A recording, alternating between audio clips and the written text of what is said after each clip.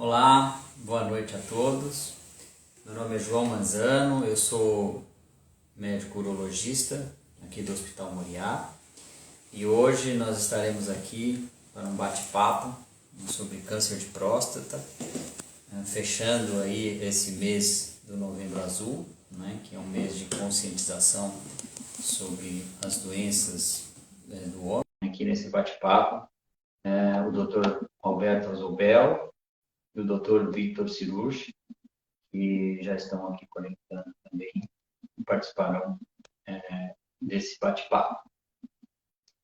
Enquanto eles se conectam, né, então eu gostaria de lembrar, né, reforçar aqui a todos, né, sobre o câncer, alguns aspectos sobre o câncer de próstata.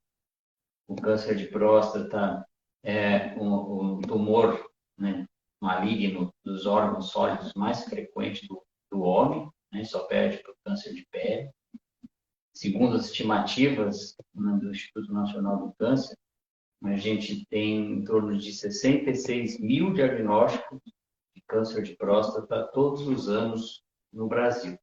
Então, é um tumor extremamente frequente, né? 1 em cada 8 ou 9 homens vai, né, apresentar o câncer de próstata em algum momento da vida, né? E ainda é também, o câncer de próstata é o segundo câncer que mais mata ainda, né? Então, é um tema muito importante, é um tumor muito importante e que está muito relacionado com o diagnóstico, né? E a gente tem um diagnóstico precoce, em grande parte, os tumores são altamente curados. O doutor Vitor está presente aqui conosco. Boa noite, Vitor. Boa noite, João. Tudo bem? Como é que é? Como é que tá? Tudo bem? Prazer, né, estar aqui de novo, né, novamente. Poxa, acho que o Alberto entrou também. Tudo bem, Alberto? Certo? Oi, pessoal, Tudo vocês estão me bem, tudo ouvindo bem? ótimo, estamos ouvindo sim. Prazer novamente, Alberto, aqui com você, o Vitor, Legal. esse bate-papo aqui novamente no Hospital Moriá sobre o câncer de próstata e o Novembro Azul, né? Então, eu estava adiantando aqui que, né, um tumor de próstata é um câncer muito frequente, né? Que tem uma importância muito grande, e esse Novembro Azul, um mês de conscientização, né, para diagnóstico, para tratamento do câncer de próstata, muito importante, que está finalizando agora. Gostaria de dar a palavra para vocês, Vitor e Alberto, para se apresentarem aí também. Legal. Vitor? Eu sou urologista do Hospital Moriá, também da Universidade de São Paulo. Lá eu participo do grupo de laparoscopia de tumores de adrenal. E eu trabalho com o Alberto e com o João no Hospital Moriá, né? Tenho a oportunidade de dividir aí as arenas cirúrgicas perto deles, que são grandes nomes na urologia do Brasil. Legal, João, Vitor, boa noite. Eu também sou urologista do Hospital Moriá, trabalho no Moriá, no Vila Nova, junto com o Vitor, e também no Hospital das Clínicas, onde eu tenho a oportunidade de coordenar um grupo aí dedicado ao tratamento e às pesquisas em relação à hiperplasia benigna da próstata. Legal, né? Então, queria já explicar para todos que nos estão assistindo. Nós vamos começar respondendo algumas perguntas que já foram encaminhadas previamente, mas que todos que, né, estiverem nos assistindo também podem encaminhar as perguntas agora, né, e que, na medida do possível, a gente vai respondendo aqui todas que chegarem, né? Então, podem ficar à vontade de ir direcionando as perguntas. Então, eu gostaria de começar aqui a primeira pergunta, né, e já direcionar para o Vitor aí. Vitor, a pergunta que foi nos passada é: para que serve a próstata? Né? Sempre uma pergunta interessante, né? Então, Vitor, por favor.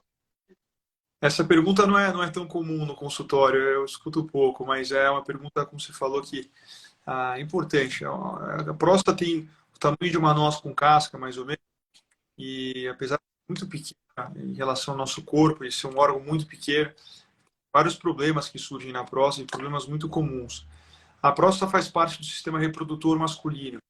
Na verdade, ela fica bem na saída da bexiga, onde se forma o canal da urina, que atravessa a próstata no meio.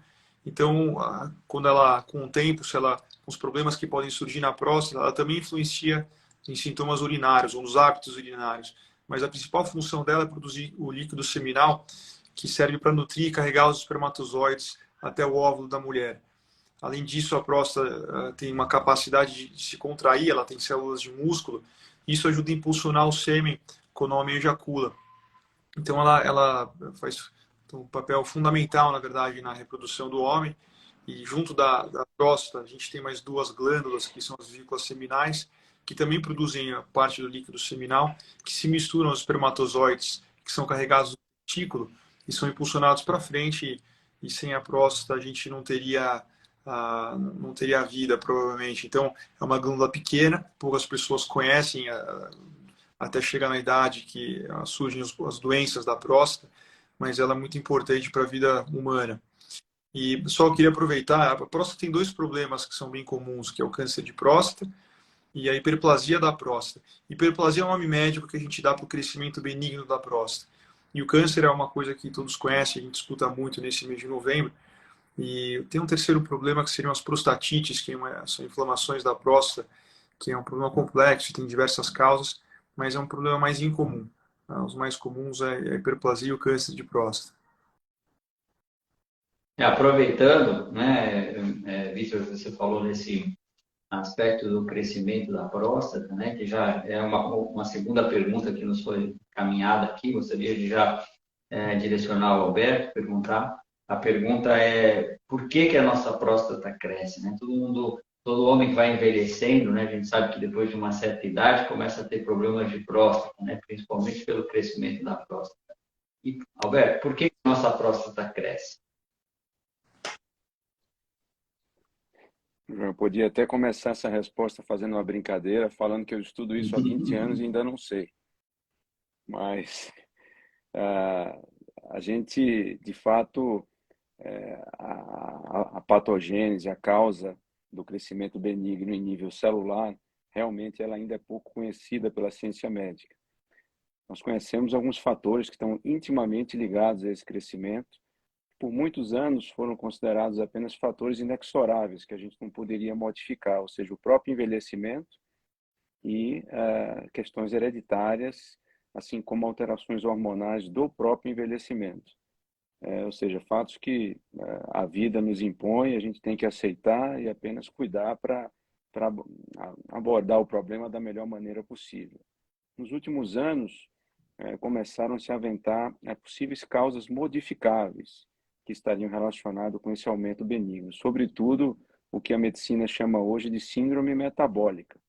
Hoje em dia, a gente poderia, em muitos casos, considerar a hiperplasia uma doença metabólica do organismo, aquela que é influenciada pela presença, por exemplo, do diabetes, de dislipidemias, de processos inflamatórios sistêmicos e até de isquemias crônicas vasculares por surgimento de placas de aterosclerose no corpo, na região pélvica especificamente. Então, sendo correlacionada com isso, se impõem medidas já preventivas interessantes, como aquelas que a gente orienta para a saúde geral do homem mesmo, como a prática de atividade física, perda de peso, indivíduos que se exercitam e que previnem essas doenças. A ciência já mostra que urinam melhor e que tem taxas menores de crescimento prostático ao longo da vida. Mas é um problema complexo, em geral multifatorial. Os fatores que eu citei inicialmente são reais, ou seja, desbalanços hormonais da idade, a questão hereditária, filhos de pais que operaram a próstata por aumento benigno têm 2 a 3 vezes mais chances de também precisar fazer uma cirurgia. E o homem tem que estar atento a esses fatores para poder atuar sobre os que são modificáveis, como eu falei, e com isso estender sua vida com qualidade. Aproveitando, Alberto, essa questão, né, e colocando aqui um gancho para uma outra questão, Vitor, todo homem vai ter aumento da próstata, ainda antes da gente entrar nessa questão do câncer de próstata, né? Então, todo homem vai ter aumento da próstata. E outra pergunta também já junto com essa, é que o aumento da próstata pode levar a um câncer de próstata. Quem tem aumento da próstata tem mais chance de ter um câncer de próstata, né? Quem tem hiperplasia benigna. Uma boa pergunta, João.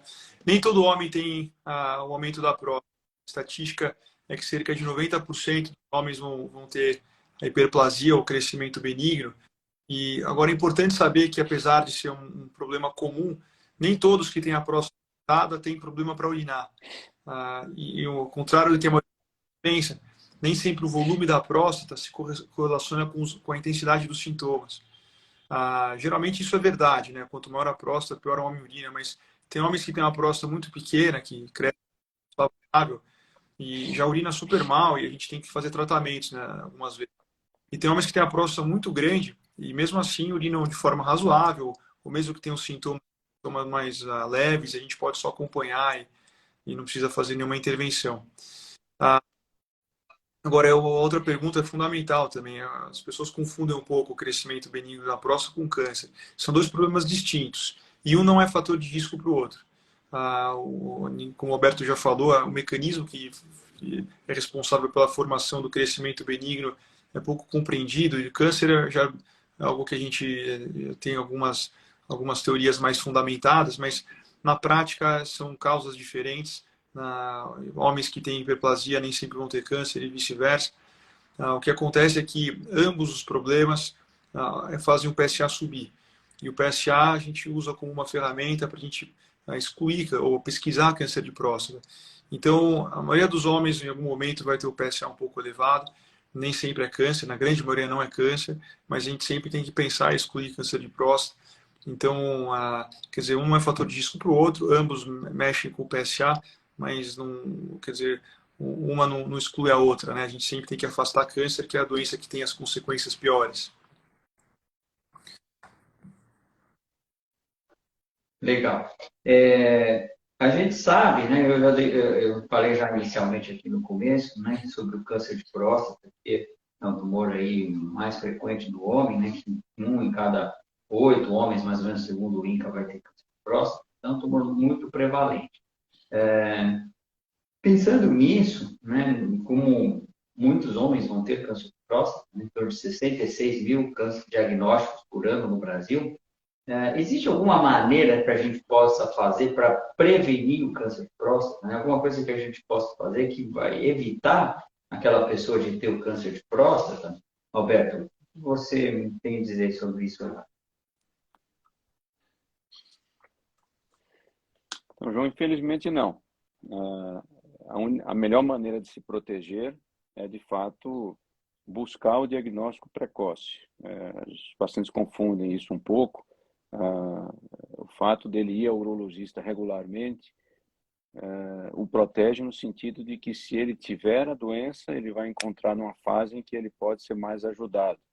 Vale lembrar que nessa janela de tempo em que o câncer está numa fase localizada, inicial, que ele pode ser curado, ele, em geral, é completamente assintomático. Então, a única maneira de se proteger é, de fato, tomando um tempo para ir ao urologista buscar ativamente o problema.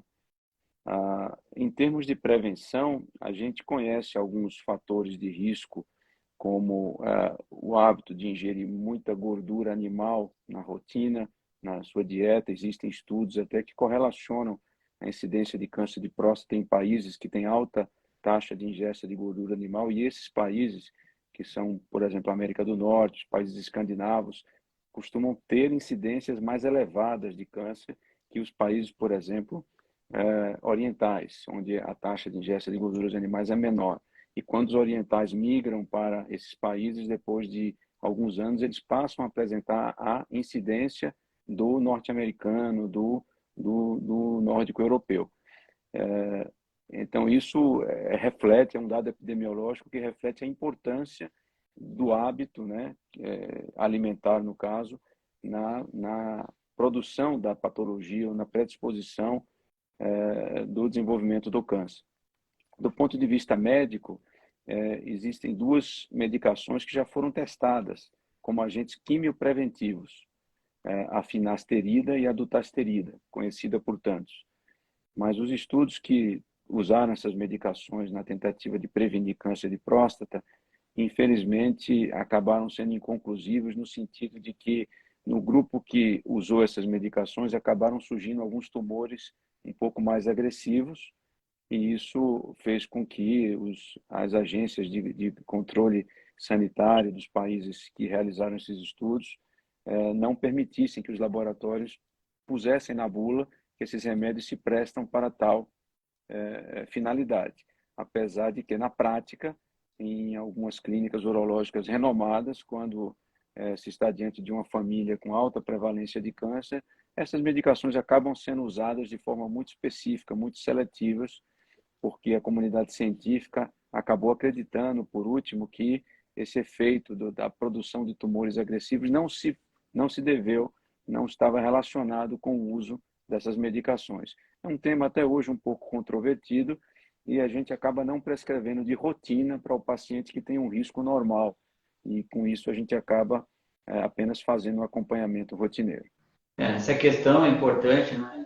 Lembrar e reforçar, assim como você disse, né? Como a gente não tem nenhuma maneira mais efetiva, né, de evitar o câncer de próstata, lembrar que, assim como para qualquer outra doença, né, a gente sempre manter o hábito de vida mais saudável possível, né? Então, praticar exercício físico, né, evitar obesidade, evitar tabagismo, evitar excesso de bebida alcoólica, né? Todas essas maneiras, né, de manter uma vida saudável, né? Quanto mais saudável for nossa vida, também melhor em todos os aspectos, né? Assim como você citou, a relação, né, da dieta, por exemplo, com o aumento da incidência do câncer de próstata. Então, acho que isso vale a pena a gente destacar. Chegou uma pergunta aqui falando que, assim como as mulheres, os homens também devem fazer um acompanhamento periódico com o urologista.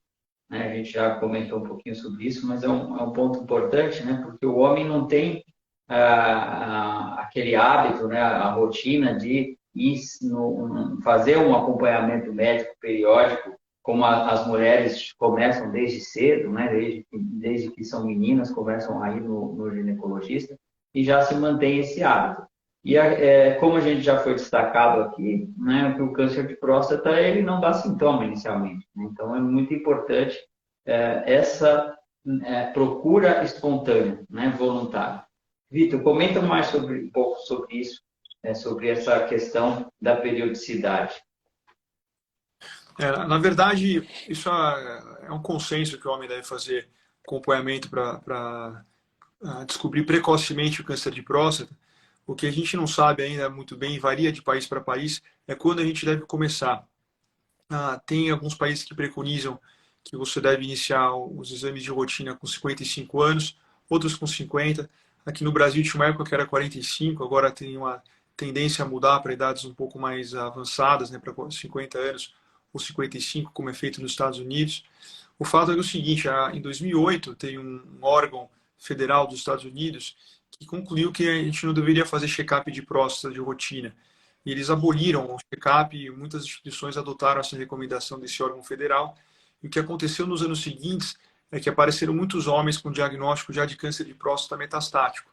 Então, é um câncer que a gente consegue curar quase todos os homens, como o Roberto já mencionou, quando a gente pega precocemente. Então, eles voltaram atrás, na opinião deles. Foi um grande alarde em cima dessa notícia. E hoje em dia eles preconizam, a Sociedade Americana de Urologia preconiza que os homens devem fazer check-up a partir de 55 anos. Eles analisam muito, eles prezam isso, porque fazer check-up de próstata envolve custos para o governo. Então eles gastam com exame de sangue, médicos para isso. Mas do ponto de vista individual, isso é a minha opinião pessoal, eu acho que os homens devem começar a fazer check-up um pouco mais cedo. Tenho certeza que o Alberto a gente tem pacientes em comum que a gente já vivenciou isso. E eu tenho certeza que o João já viu pacientes mais novos, até com menos de 40 anos, com câncer de próstata. E eles pegam nos exames de rotina que eles fazem às vezes na empresa. É super raro, isso não é comum, mas acontece às vezes. E a gente salva a vida de uma pessoa assim, que se fizesse o primeiro exame com 50 anos já teria a lesão espalhada por todo o corpo. Então, como eu já disse, do ponto de vista individual, eu acho que não custa nada o homem, quando vai fazer o primeiro check-up com o cardiologista, com qualquer outro médico, colocar um exame de PSA no meio, só para ele ficar protegido. Talvez o toque a gente possa adiar um pouco. E seguindo as diretrizes que são um pouco mais antigas aqui no Brasil, que está em mudança, o homem deve começar a fazer exame com 45 anos. E a nova moda dos Estados Unidos, que os grandes líderes de opinião dessa área preconizam, é que talvez a gente deva fazer um check-up orientado ou baseado no risco do paciente ter câncer de próstata. Ou seja, quando ele tem caso de câncer na família, ele deve fazer o primeiro PSA mais cedo, em torno de 40 anos de idade. Quando ele não tem caso, ele pode fazer o primeiro com 45 anos, e se o PSA dele for muito baixo, ele pode pular alguns anos no check-up, porque a gente sabe que o risco é bem diminuído. Apesar do PSA for normal, na faixa normal de PSA, mas ele for um pouco mais perto do limite superior, ele já deve fazer exames anualmente, porque a gente sabe que nesses pacientes o risco de ter câncer é um pouco mais alto. Então a gente tem hoje um check-up, uma orientação de rotina de exames orientada, baseada no risco. Isso provavelmente vai mudar nos anos futuros, mas por enquanto, de forma mais simples, a gente deve fazer a partir de 45 para ficar protegido anualmente. Se tiver tudo muito bom com os exames, a gente pode pular alguns anos. Eu concordo também com você, Vitor. Eu acho que a gente precisa começar a fazer, o homem precisa começar a fazer esse acompanhamento um pouco antes. Não só em relação ao câncer de próstata, né, mas como um método de avaliação de saúde global, né? Acho que isso é importante para a gente poder orientar questões, né, de nutrição, de estilo de vida, de prática de exercício físico e, com certeza, também com o câncer de próstata. E você já entrou num aspecto aí em relação ao diagnóstico, né, do câncer de próstata, o que a gente faz para fazer o diagnóstico do câncer de próstata, que é o PSA, que você já comentou, que é o exame de sangue, né, um exame super simples, assim como qualquer outro exame de sangue, e o famoso toque retal, né, que é sempre um tabu, né, sempre um problema, né, ainda para muitos homens, que é aquele preconceito em relação à realização do toque retal. Alberto, você acha que é fundamental fazer o toque retal? A gente tem que fazer o toque retal? Ou pode ser substituído por alguma outra maneira, algum outro exame, alguma outra coisa? Não, João, eu sou um defensor do toque, de forma bem objetiva. Eu acho que o toque é imprescindível, é uma etapa que o cirurgião não deve passar.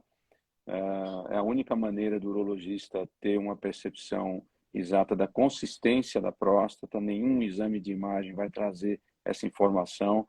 Analisar os limites, a simetria da glândula e, com isso, ajudar não só no diagnóstico, através do achado de áreas suspeitas, assim como no próprio planejamento cirúrgico. Quando a gente percebe uma próstata mais endurecida de um lado ou de outro, a gente já entra mais armado para dissecar aquele lado e para tratar o paciente de forma mais segura.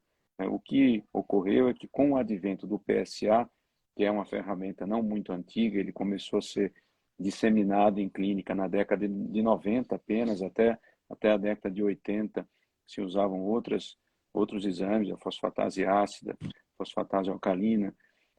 Com o advento do PSA, a gente acaba diagnosticando os tumores tão precocemente que, na maioria das vezes, de fato, o toque está normal no sentido de não ter nenhuma área endurecida ou algum nódulo. Mas existem dados na literatura que mostram que, em alguns locais, até 20% dos casos de câncer podem ser diagnosticados exclusivamente pelo toque retal, porque o PSA ele é um exame que não tem nenhum nível de PSA que elimine totalmente o risco de câncer de próstata. E alguns tumores até agressivos podem ter exames de PSA baixos, porque eles produzem pouco PSA de forma atípica, né? Fugindo ao que é a regra, que é a produção excessiva dessa proteína no sangue. Então, esses casos, o toque acaba ajudando bastante no diagnóstico. De novo, é a exceção, mas em medicina, se o paciente é 1%, para ele já vale 100% dos casos, né? É ele que importa. Então, a gente tem que cercar por todos os lados e considerando, né, cá entre nós, que é um exame que dura 10 segundos, indolor, barato e que o paciente recebe a informação na hora, em geral uma boa notícia. Então, eu não vejo por que não fazer. Concordo plenamente também, sou totalmente a favor, acho que tem que fazer também o toque, né? Precisa desmistificar, né, essa questão do capital. Acho que é um exame, como você disse, fundamental, simples, barato, fácil de fazer. E já aproveitando esse gancho, né, sobre os exames que você falou, né, tem uma questão também que sempre surge, né, em relação ao PSA, né? Muitas vezes o paciente chega assim, não, mas meu PSA é normal, né? Vitor, existe, o Alberto já comentou aí um pouquinho sobre a questão do PSA, né? Que não existe um limite, né? Um ponto de corte, né? É difícil a gente falar, existe um PSA normal, né? Um valor que a gente possa falar que o PSA é normal. Ah, não tem a gente usa uma nota de corte, mas essa nota de corte mesmo, historicamente, já variou bastante, né? Um tempo atrás era 4, hoje a gente usa 2,5 como corte, acima disso a gente deve investigar tumor de próstata. Eu já vi uma conversa entre o pessoal os líderes de opinião dessa área, novamente, falando que talvez o PSA justo seja 3. Então, no fundo, a gente não usa só o PSA, mas a gente usa uma série de informações que nos ajudam no raciocínio. É muito mais complexo, né? Senão a máquina faria todo o trabalho. A gente usa o PSA, a gente usa o toque, que é super importante, a história familiar, a gente usa alguns números que os pacientes que já fazem esse exame sabem que sempre vem uma porcentagem embaixo, que é uma relação entre frações dessa proteína que a próstata produz, que é o PSA, que nos auxilia, nos norteia para saber se existe um risco maior ou não de ter câncer. A gente faz uma conta que é a proporção entre o volume da próstata e o nível de PSA, e essa conta tem se provado através de vários estudos que ela é muito eficaz para nos dizer quando existe câncer ou não. E a gente usa outros exames, hoje tem exames mais avançados que são bem precisos, como a ressonância magnética, ou tem alguns ultrassons que são novos, que não tem no Brasil, e tem uma acurácia, uma precisão para dizer se existe câncer perto de 90%, assim como a ressonância. Então, tem uma série de exames e informações.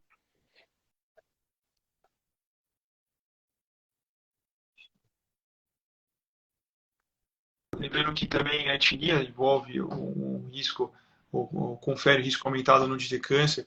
Afrodescendentes têm mais câncer do que homens hispânicos ou homens brancos, e orientais têm menos câncer. Então, a gente usa tudo isso para tomar a decisão. Quanto à nota de corte, sendo um pouco mais objetivo, João, não existe uma nota de corte precisa, a gente usa 2,5 hoje, mas todos nós já vimos casos com PSA mais baixo, por causa dessas situações que o Alberto explicou. Às vezes, em pacientes jovens, a gente detecta um câncer quando o PSA é baixo, ainda não deu tempo de subir porque a lesão é muito pequena. Tumores muito agressivos produzem PSA, e os pouco agressivos têm uma tendência também a não levar tanto o PSA. Então, ele não é perfeito, o PSA falha. Por isso que a gente precisa de todas as outras informações, inclusive o toque. Eu posso só aproveitar para fazer falar uma informação, na verdade. Não sei se vocês já tiveram isso, eu imagino que sim, mas é muito comum alguns homens confundirem o toque da próstata com o toque retal por outros problemas. E na minha vida, eu já vi uns 5 ou 6 pacientes que foram no consultório com problema coloproctológico, ou seja, do reto, né, com problemas comuns como hemorroida, anos. Eles vão lá achando que o urologista que cuida disso, então eu já estou aproveitando para informar a todos. E a gente acaba fazendo toque para examinar a próstata. Quando são problemas intestinais e do final do intestino, do reto e do ânus, é um coloproctologista que examina. A gente acaba vendo um pouco desses problemas porque a gente cuida dos pacientes, acaba examinando, e durante a nossa formação a gente aprende a cuidar disso, porque a gente fez cirurgia geral, todos que fazem urologia, mas não é a nossa especialidade. Exato, é muito bem lembrado, Victor, né? Voltando aqui um pouco, né, sobre o valor do PSA, né, eu costumo até dizer para os pacientes, e eu acho que é uma maneira interessante e importante da gente falar, é que mais do que um valor de corte, né, de PSA, saber se o PSA é normal, se não é normal, é a gente saber o comportamento desse PSA, né, como ele está se comportando ao longo do tempo, né, por isso é importante a frequência do acompanhamento, né, isso é um dado muito importante, porque na grande maioria das vezes, se existe um tumor de próstata que ainda não foi diagnosticado, esse PSA vai subir ao longo do tempo, né? Na maioria dos tumores, esse PSA vai subir. E aí, em qualquer momento desse acompanhamento, a gente vai fazer o diagnóstico e o mais precocemente possível, né? Que esse é o grande ponto, né, do câncer de próstata, é fazer o diagnóstico cada vez mais precoce, porque, como a gente já falou, a gente já comentou aqui algumas vezes, e também tem uma pergunta aqui sobre isso, né? O câncer de próstata nos estágios iniciais, ou seja, no quanto ele é pequeno, quando ele está, né, no começo, que é o melhor momento para ser diagnosticado e tratado, né, quando a gente tem a maior chance de cura, ele não dá nenhum sintoma. Então, acho que vale a pena a gente reforçar isso, que não se deve esperar ter qualquer sintoma para se investigar sobre o câncer de próstata. O câncer de próstata, ele é assintomático. Muitas vezes ele dá sintomas em fases tardias, mas nesse momento, já na grande maioria das vezes, não é mais possível a cura. Né? E já pegando um gancho aí em relação a essa questão da cura, né? Tem algumas perguntas aqui sobre isso, né? Se a medicina tem evoluído, né? Em vários aspectos, em vários outros cânceres, vários outros tumores malignos, a gente já tem cura para diversos tipos de câncer. Existe cura para o câncer de próstata? Né? Então, essa é uma pergunta. Né? Se o tumor de próstata for diagnosticado, né? O paciente pode ficar curado, Roberto? Sim, João. Infelizmente, na maioria das vezes. Hoje em dia, a gente tem dados muito contentadores que são taxas de mortalidade entre 3% e 5% só quando o câncer é tratado adequadamente. E existem duas maneiras de atingir esse objetivo. Ou através de uma cirurgia radical, que retire toda a glândula, e isso hoje é feito com muita maestria, com o auxílio da tecnologia robótica, ou através da aplicação de radioterapia. A célula prostática maligna, ela é felizmente sensível à radioterapia. É importante falar para os pacientes que quando a gente fala isso, a gente está falando especificamente de câncer de próstata. Cada tumor é uma entidade individual. A radioterapia não cura, por exemplo, câncer de bexiga, não cura câncer de rim, mas as células de próstata são sensíveis à radioterapia, elegendo esse método, então, como uma alternativa ao tratamento curativo desses tumores. Então, um caminho ou outro. A cirurgia tem algumas pequenas vantagens, e aqui eu me permito, como cirurgião, elencá-las, que é o fato de que, aparentemente, curar um pouco mais do que a radioterapia e guardar a própria radioterapia como arma na manga para uma necessidade futura. Porque mesmo que o paciente jogue só com a chance de 5, 10% de recidiva ao longo dos anos, se isso ocorrer, se ele tiver a desventura de passar por essa situação, ele poderia eventualmente usar a radioterapia que não foi usada no começo para um tratamento que a gente chama de resgate.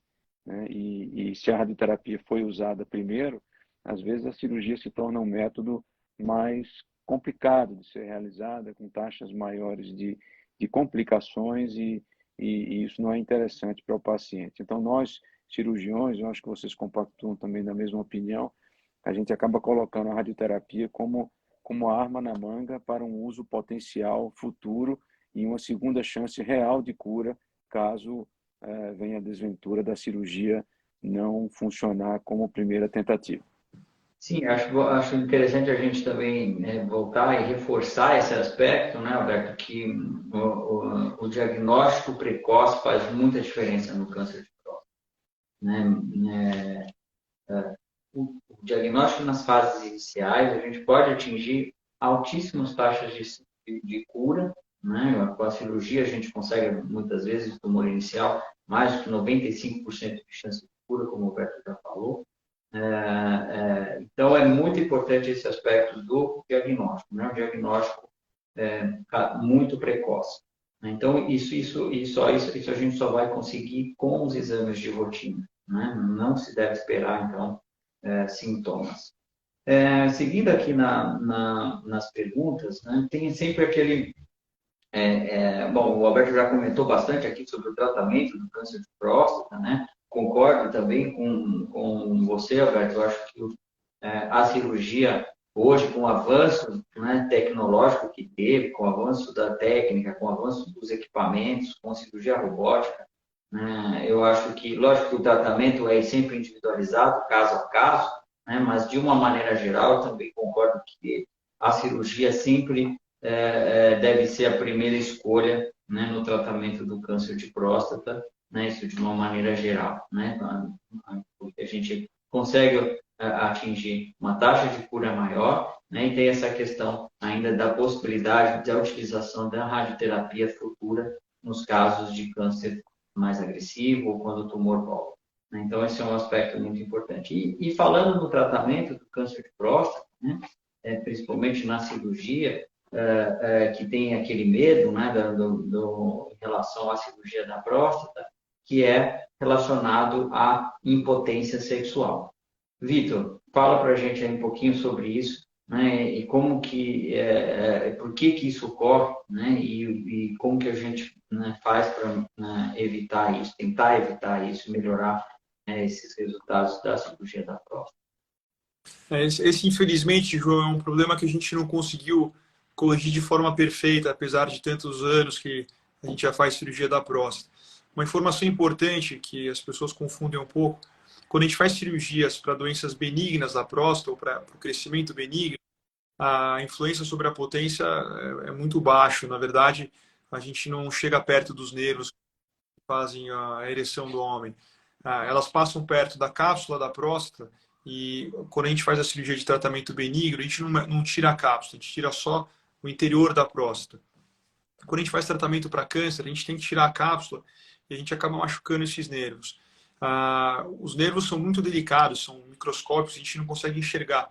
Eles passam numa membrana colada na próstata, e como a gente enxerga, a gente consegue preservar de forma perfeita. E tem vários fatores que influenciam no risco de ter impotência depois da cirurgia. Primeiro, a idade do paciente, depois o estado da potência antes da cirurgia, por último, o estado do tumor.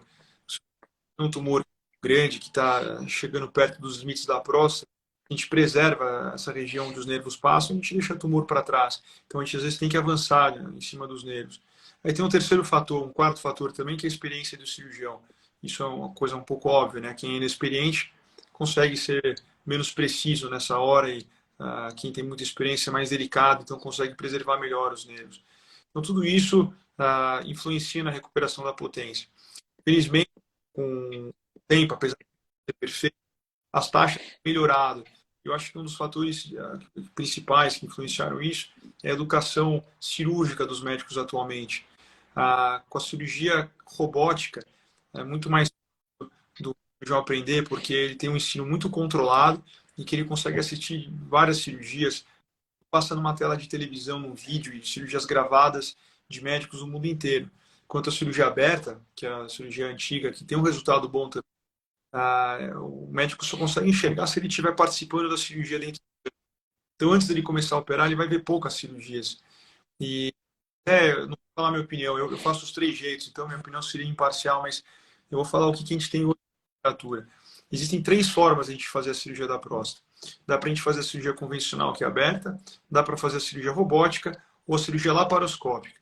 A aberta a gente faz com corte embaixo do umbigo, a cirurgia robótica e laparoscópica a gente faz através de furinhos na barriga. A diferença entre essas duas cirurgias é que a laparoscópica, o cirurgião fica com os instrumentos na mão, comandando diretamente, e a robótica, ele passa pinças que ficam acopladas no robô, e o cirurgião comanda um robô de longe, né, de alguns metros de distância, de um console. Ele permite alguns movimentos, já que as pinças são robóticas, e movimentos mais precisos, mais delicados. E já existem estudos que compararam esses métodos, e eles mostram que a cirurgia aberta, robótica, tem um resultado igual, desde que os dois cirurgiões tenham uma ampla. Como eu já disse, a cirurgia aberta se provou um pouco mais difícil de aprender do que a cirurgia robótica. Então, poucos cirurgiões têm grande experiência em cirurgia aberta. O que muda de uma para outra, que é a cirurgia robótica, a recuperação da cirurgia é mais rápida, já que a gente opera por furinhos e não tem corte grande. A cirurgia laparoscópica tem 3 estudos muito bem feitos, realizados, mostrando que ela é um pouco pior para a preservação da potência. Quando a gente pega um cirurgião muito bom operando cirurgia laparoscópica, ele consegue produzir resultados bons, mas existem casos que a anatomia é um pouco difícil, tem muita inflamação na próstata, tem uma série de fatores que pode atrapalhar e tornar a cirurgia um pouco difícil, que a gente não prevê antes da cirurgia. Então, nesses casos, a cirurgia pode ser um pouco inferior. E eu estou dizendo tudo isso para explicar que a potência ela pode ser inferior com a cirurgia laparoscópica, nem sempre é uma cirurgia muito boa, mas tem alguns casos que pode ser inferior. Entre a robótica aberta, o risco de ter problema de impotência depois da cirurgia é similar, desde que os cirurgiões tenham uma grande experiência. Infelizmente, a gente não conseguiu ficar perfeito nisso ainda. Talvez com o avanço da tecnologia, porque a cada ano saem novos aparatos que a gente implementa na cirurgia robótica, talvez a gente consiga melhorar no futuro.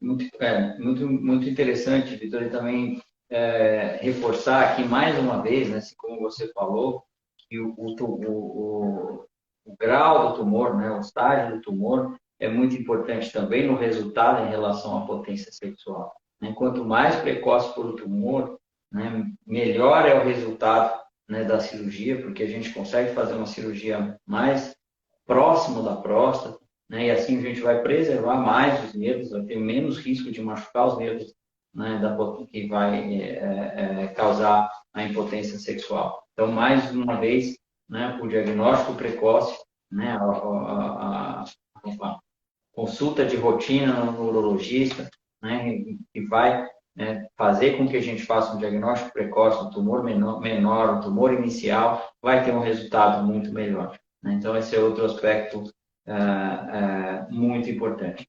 E, além da impotência sexual, né, também existe o risco de incontinência urinária. Né? A cirurgia da próstata, muitas vezes, pode causar uma incontinência urinária. Alberto, explica para a gente um pouquinho mais sobre isso e como que geralmente evolui os pacientes nesse aspecto da incontinência urinária. Perfeito, João. Esse aspecto, felizmente, apesar de existir ainda, ele é menos impactado. A esfera urinária é menos impactada que a esfera sexual. Existem dois tipos de incontinência, uma que é transitória, essa ocorre mais frequentemente. Todo paciente que faz essa cirurgia, para os pacientes entenderem bem, precisam usar uma sonda na bexiga ligada numa bolsinha que pode ficar junto da perna, aqui amarrada, por um período que varia, dependendo do protocolo de cada lugar, de 7 a 12 dias. E após a retirada dessa sonda, que é feita no consultório mesmo, até 30% dos pacientes podem passar por um período transitório de perda involuntária de urina. Isso é relativamente, portanto, comum. 70% já em 2 dias já está completamente seco, 30% acaba tendo esses escapes por um período um pouco mais prolongado. É sempre importante, né? Infelizmente, tem taxas muito reduzidas atualmente. Os números variam de 3 a 5%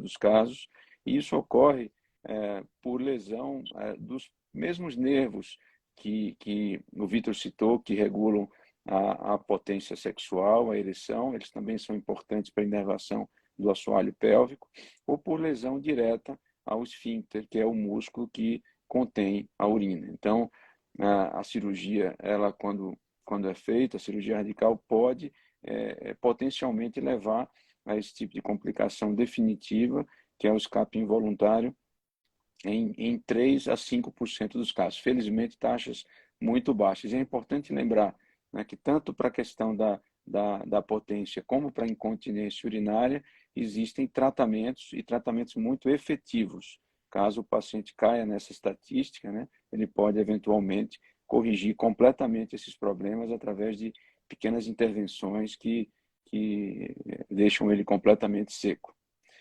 Eu termino essa resposta pedindo desculpa para os colegas, porque eu vou ter que me ausentar um pouquinho mais cedo. Eu queria só dizer que foi um prazer dividir esse espaço aqui com o Vitor, com o João, e tentar passar junto com eles informação de qualidade aí para todos. Espero a gente estar chegando a bastante gente através desse canal e poder, dessa forma, estar ajudando algumas pessoas de alguma maneira. Desculpa sair antes, Vitor, João. Imagina, Obrigado pelo espaço. obrigado, Alberto. Sempre um prazer participar, né, com você aqui, trazer esse brilhantismo aí dos seus comentários. Muito obrigado aí. Boa noite. Boa noite, Roberto. Boa noite, pessoal.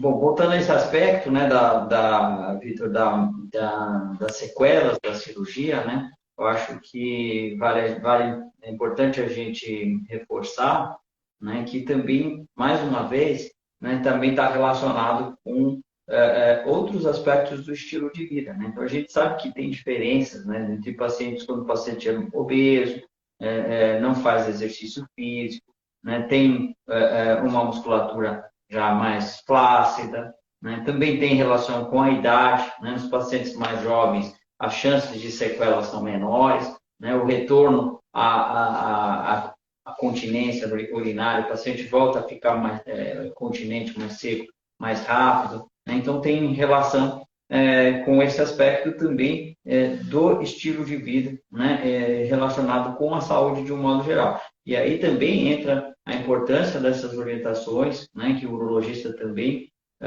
tem que entrar nesse aspecto, né, ajudar o paciente muitas vezes a incentivar a fazer exercício físico, né, ter uma vida mais saudável, uma dieta mais adequada, né, que tudo isso vai melhorar, mesmo que o paciente tenha que ser submetido a uma cirurgia, né, ele vai ter uma resposta, uma recuperação muito melhor. Tem uma outra sequela também que a cirurgia pode acarretar, que é a ausência da ejaculação, né? Uma vez que a gente vai retirar a próstata que produz o líquido seminal, né? Que é o líquido que sai na ejaculação, né? Então, todos os pacientes após a cirurgia da próstata, ele não vai ter mais a saída do líquido no momento da ejaculação. Os pacientes que permanecerem potentes, que vão ter relação sexual normal, tiverem uma ereção normal, ele vai ter o orgasmo, vai ter o prazer, mas ele não vai ter a saída, né, do líquido seminal, né? Então, esse é outro aspecto que a gente tem que sempre lembrar. E voltando também naquele aspecto que o Vitor já comentou, sobre as cirurgias, né, os tipos de cirurgia, né? A gente tem, né, um desenvolvimento cada vez mais de novas tecnologias, né? O robô é um aparato que veio aí para nos ajudar, né, na realização da cirurgia, para a gente tentar diminuir as chances de sequela, né, impotência sexual, a incontinência urinária, né? E isso está sempre em transformação, né? A gente está sempre acompanhando esse desenvolvimento e aplicando para tentar melhorar cada vez mais aí os resultados da cirurgia. Vitor, em relação ao tratamento do câncer de próstata, você quer comentar mais alguma coisa? Acho só um comentário rápido, que existe casos em que o tumor está avançado já, que já escapou da próstata, já se espalhou pelo organismo, e de forma de forma feliz, a gente consegue controlar bem mesmo esses casos. O tumor de próstata, via de regra, ele é pouco agressivo. É diferente quando a gente encontra um paciente com metástases de um tumor de pulmão, de intestino, de estômago, de fígado, pâncreas, que a gente faz terapias e tem uma chance de resultado, mas elas não são perfeitas. O tumor de próstata, a gente faz um tratamento com remédios que bloqueiam a produção de testosterona. E as células de tumor de próstata são altamente dependentes da testosterona. Então, quando a gente corta esse hormônio, as células ficam dormindo. E com isso, a gente consegue impedir o avanço do tumor e consegue prolongar muito a vida dos pacientes, que acabam vivendo e desfrutando da vida perto da família, fazendo as coisas que gostam, e às vezes vão embora ou vão falecer de uma outra causa, e não por causa do tumor de próstata. Então, esse é o tratamento que a gente costuma fazer em casos de doença avançada, e como existem, ou como o número de pacientes com câncer de próstata muito alto, em cada 8 homens, ou 7 ou 8 homens vai ter câncer de próstata, as indústrias farmacêuticas investem muito dinheiro para desenvolver novas medicações para câncer de próstata. Medicações e tratamentos, exames de forma geral, mas a cada 2, 3 anos, todo congresso aparecem medicações com boas ou novas, que têm perspectivas de aumentar a chance de cura, aumentar ou prolongar a vida das pessoas, amenizar o sofrimento das pessoas com doença avançada. Então, existe uma perspectiva boa nesses casos e, felizmente, é uma minoria das pessoas que chegam ao nosso consultório nessa situação, mas a gente consegue controlar super bem esses casos, né, João? Sim, sim. Lembrar que mesmo nos casos avançados, né, existe ainda alguma indicação de cirurgia nesses casos, né, e os tratamentos, assim como o Vitor falou, né, e essa é a nossa missão aqui, né, tentar diminuir o sofrimento, mesmo naqueles que a gente não conseguir curar, né, tentar fazer com que tenha uma melhor qualidade de vida e uma melhor chance de complicações e uma melhor recuperação. Infelizmente, a gente está com o tempo se esgotando, né? Queria agradecer, né, o Vitor, Roberto, foi um prazer enorme a gente ter esse bate-papo aqui. A gente está sempre aqui, né, junto aqui no Moriá, né, fazendo tratamento dos pacientes aqui, das cirurgias urológicas, dos tratamentos de uma geral. Né, foi um prazer muito grande. Queria só mandar uns recadinhos aqui, mandar um abraço para a Arielle Benício, que mandou uma mensagem agradecendo a equipe do Hospital Moriá pelos cuidados do pai dela, que fez uma cirurgia aqui conosco esse ano. O Alberto Vitor, né, que agradecer também ao Alberto Vitor. E lembrar que essa live vai ficar disponível na página do Instagram, né? E também no canal do YouTube.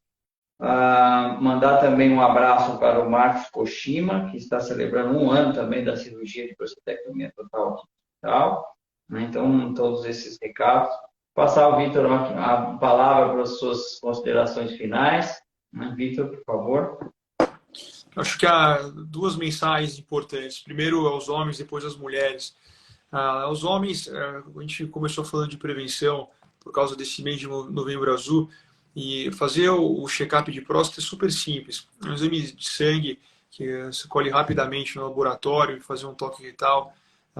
O toque da próstata também é rápido, apesar de ser um pouquinho desconfortável, que traz muita informação, como a gente debateu aqui nessa live. Então, vale a pena fazer, porque a gente consegue salvar a vida das pessoas dessa forma. Então, o melhor jeito de você usufruir da existência, ficar do lado da família e prolongar tudo isso, é você se cuidar, e não só do ponto de vista urológico, mas a nossa vida mudou, o mundo mudou, a gente prolongou muito a vida dos homens. A expectativa de vida nas pessoas que cuidam da saúde é mais de 85 anos de idade, e se a gente não se cuida bem, as pessoas não vivem com qualidade nos últimos anos, nas últimas décadas. Então vale a pena fazer esse tipo de ação. E puxando já essa sardinha aqui para o lado da urologia, façam um exame de check-up de próstata, porque assim vocês vão se preservar melhor e poder ficar ao lado das pessoas que vocês amam. E para as mulheres, eu tenho um agradecimento, porque muitos dos homens que vão no urologista são levados pelas mulheres. Elas insistem para o homem e todo dia que ele chega em casa do trabalho, ela pergunta se ele já marcou a consulta, e elas vão no consultório junto e elas têm um grande papel protetor dentro da família. Então, eu ressalto essa nobre posição das mulheres nas nossas vidas. Eu queria agradecer o João e o Alberto, que acabou saindo um pouquinho mais cedo, e a equipe do Moriá, por essa oportunidade. Eu acho que é legal, a gente consegue informar de forma consistente, com informações sólidas, as pessoas que querem se aprofundar um pouquinho no assunto. Legal. Muito obrigado, Alberto. Então, vou me despedir aqui de todos. Foi um prazer estar aqui novamente e conversar, né, com esses grandes colegas e amigos sobre esse tema muito importante e dizer que a gente está sempre aqui à disposição, né, para responder e atender todos os pacientes que necessitarem. Boa noite a todos. Muito obrigado. Boa noite, João. Boa noite a todos. Um abraço. Obrigado.